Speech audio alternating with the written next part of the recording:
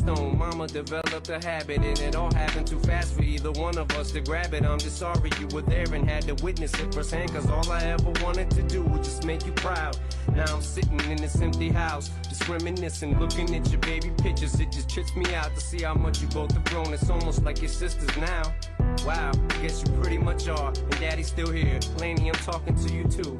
Daddy's still here. I like the sound of that chair. It's got a ring to it, don't it? Shh, Mama's only gone for the moment. Now hush, little baby, don't you cry. Everything's gonna be alright. Stiffen that up, pull it up, little lady. I told ya, Daddy's here to hold ya through the night. Mommy's not here right now, and we don't know why. We feel how we feel inside. It may seem a little crazy, pretty baby, but I promise Mama's gonna be alright. And if you ask me to, Daddy's gonna buy you a mockingbird. I'ma give you the world. I'ma buy a diamond ring for you. I'ma sing for you. I'll do anything for you to see you smile.